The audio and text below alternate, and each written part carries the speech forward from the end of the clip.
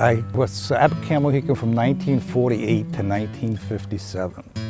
This was the first bunk that I was in. I was 11. What's interesting is you can open the door and hear the door close, and it brings you back to 1948 again, you know. And it's an amazing situation. We come up here on the even years. We've come up 1986, 1988. And believe it or not, on the odd years, Julie and I usually come up just for the day ourselves. And we'll walk around, just open the door, let the door close, walk around, smell the grass, get in the car and go home, you know. When I got married, I told my wife, one of the first things I did, I said, you know, I'm going to be visiting camp. She said, you're kidding me. I said, no. I said, I loved Camp Mohican, and I said, a lot of friends up there. I also had my brothers here, so it was nothing for me to come up as of an afternoon, late afternoon or evening after work. I would come up and see my brothers and see other campers and counselors that I knew, and so that was a big thrill for me. And I feel Mohican was a great influence on my life. I was 12 years old when I came to Mohican for the first time, and as an example of first impressions, the day we arrived, which ran into the evening, we were all lined up outside of our bunks, and it was late at night. Totally clear sky, the stars were out. And I was there with people I'd never known before.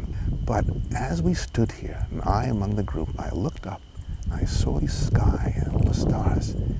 And immediately I said, Mom and Dad, I thank you so much for what you're doing for me. I'll never forget it. I'll make you proud. That's the best I remember. That was the beginning of Mohican. And I remained here for quite a few years, 5 years as a camper, an office boy, a waiter for a few years. And I entered law school on an accelerated program which gave me part of the summers off. And I came here as a substitute counselor for, I think, 2 years or maybe 3, and 11 to 12 years at Mohican. January 1st, as I received a new calendar, I would estimate the day we were leaving the camp. I would then number the days in descending order until the day I thought camp was going to open. And each morning, the first thing I would do is cross out the day and realize how many more days were the camp. So it was something I anticipated throughout the year. When it came time to get to Grand Central and meet the counselors and your fellow campers of the year, it was just astounding. You know, you didn't want to talk to your parents, you just wanted to get there and get meshed in camp. Leaving camp was the saddest day of the year. My parents would tell us that, you know, for a few days they just couldn't talk to us. We'd come home, you'd just mope around. It was such a letdown.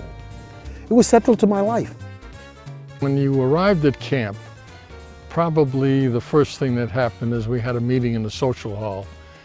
And at that time, everybody would be in the social hall. Frank Sauls would come in and have a big smile on his face, and he would pick out faces in the crowd, and they would sing, "You Are My Sunshine," and that's the way the camp started. How much I love you, so please don't take my sunshine away.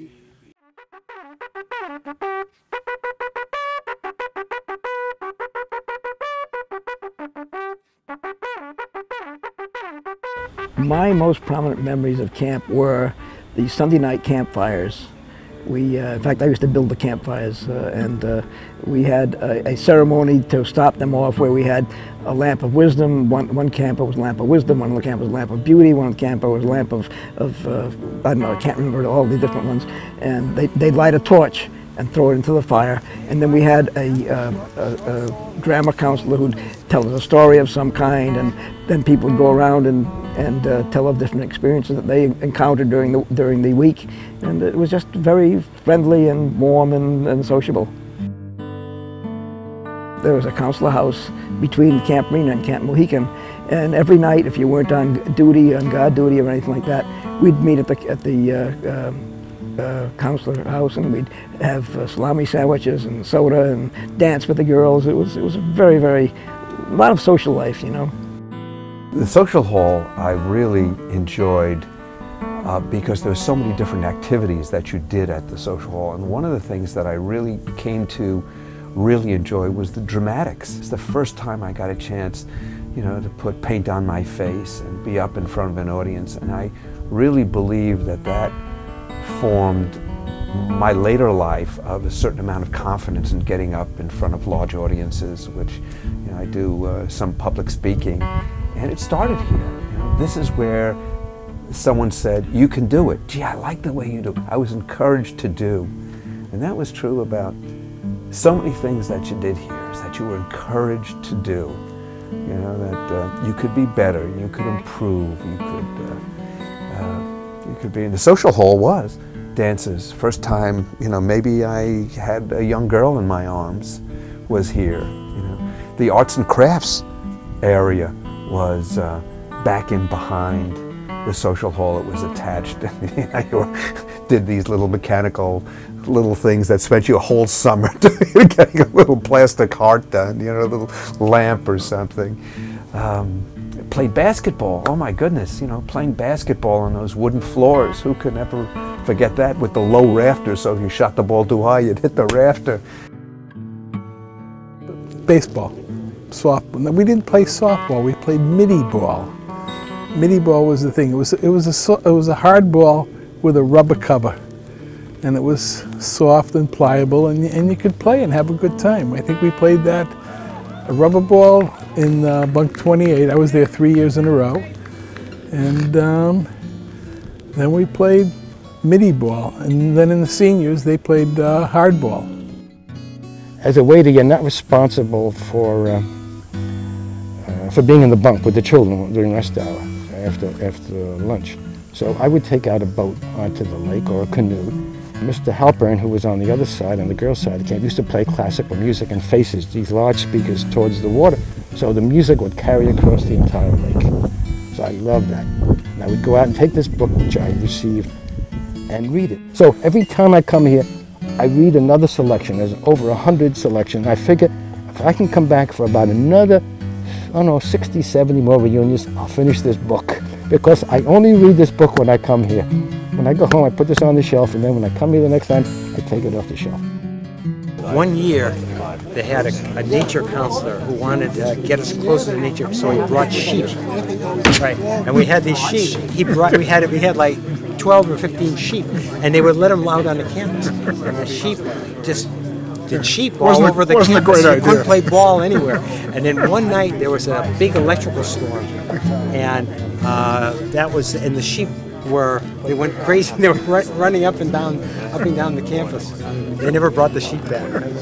Yeah, that was about 1949 or 50. Another good idea. I think that one of the most outstanding experiences I had was becoming a general in color war.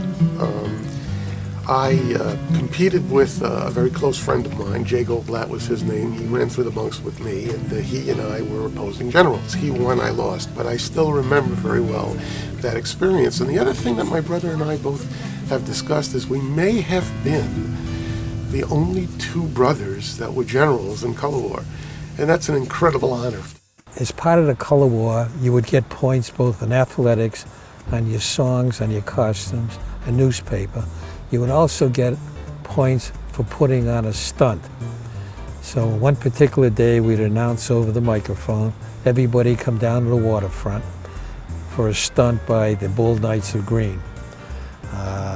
I had a full set of armor we had rented in Springfield, and I went down, and with the rowboat, they took me out to the raft. And I got up on a raft, stretched my arms out with my full set of armor, and said, "Oh, beautiful lady of the lake, give me a sign that I can lead my men on to victory." Out of the water, back of the raft, came this sword out of the water. I lifted up the sword, held it up high, and said, "We're going on to victory." To this day, there are a lot of campers that think that happened, but I think after 60 years, it's only fair to tell them that I made sure that Les Sadowski got behind the raft before everybody came down to the waterfront, and he was ducked where nobody could see him with the sword, and at the appointed number, give me a sign, up came the sword, and that's what happened. When this camp was run, and I was part of it, I used to come down after supper and with a pair of pliers in my pocket, and I would help these kids fishing. And what was I doing? I wasn't doing anything special. I was fixing their hooks so that they wouldn't do any damage to the kid.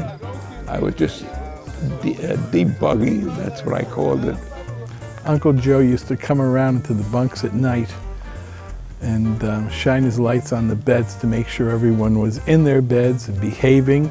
And if you were good, you could ask him to crack your knuckle, and it would be an honor. He would crack your knuckle, and everybody, you know, had it done once in their camp tenure. He was always doing that. They gave out stripes for cleanliness, got stripes for sportsmanship and whatever it might be, and you didn't go out of your way to get these things. You just did what you had to do, and if you were fortunate enough to get them, you'd get them, you know. And no one said, I got the stripe, but you didn't get the stripe. We just did our own thing. So, unfortunately, I was able to make the honor league most times, which made my parents very happy. Friday afternoon, everyone would go to the shower house to get a shower for Shabbat, and we would all dress in white ducks, white shirt and white pants, and come into the mess hall for the Kiddush and for the general welcoming of the Sabbath, and then to services, and then finally for group discussion. So it was special, it was different, it was set aside, which is exactly what it's meant to be from the rest of the week. Right from the very beginning, there was certain mystique about Camp Mohican, a certain spirit that all of us who come back periodically for reunions can recall and recollect and take comfort in. So it was a spirit, I would say, that instilled by a head counselor by the name of Frank Schultz, who was an inspiration to all of us. Frank was a wonderful person. He was a dear person. I love the guy. I don't think there's anyone who didn't love the guy. He was an example really for a lot of people. I think that he set a very high standard, and everybody appreciated him.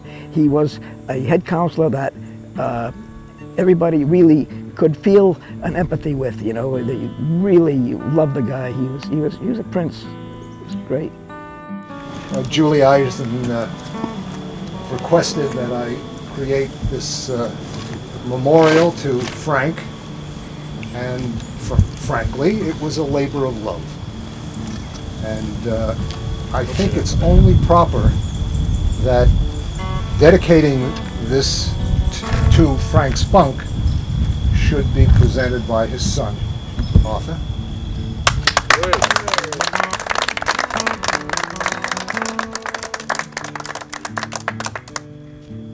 Appropriate that we've assembled here. It's from this spot that Frank's smile radiated out throughout the campus. It's from this spot that Frank used to hit bungos out to campus and be able to point to which kid was going to get the next ball and hit it out. It's from this bunk that Frank would walk out with a towel around him to the shower house each day. It's from this bunk that we all, and around here, that we assembled for flag raising, where we said, bunk 1 all here, sir, bunk 2 all here, sir. It's from this bunk that after flag raising, all the kids would run and want to grab Frank's hand. And in a sense, we all wanted to do that, and I especially, as his son. So it's a thrill, you know, for all of us, I think, to be here to dedicate this bunk. Mohican, Mohican, love we have for you. We will ever sing thy praise. To thee will ever be true. Very nice. Good night, campers. Good night, everyone. One specific story that I would like to tell you about Camp Mohican, which has been my guiding light in my life up until this day. Each night, except for Friday night, the counselors would have a softball game after dinner, and the campers would line up behind third base, along third base and along first base, and watch the counselor softball game. After the softball game, we'd go back, we'd wash up, and we'd get ready for our evening activity. This one night when I was in my last senior year, I was 15, evidently there must have been 2 or 3 or 4 counselors that had a day off that night, and they were short people, so they invited me to play in the counselor softball game. I got up to bat and I hit the ball back to the pitcher, and I trotted to first base.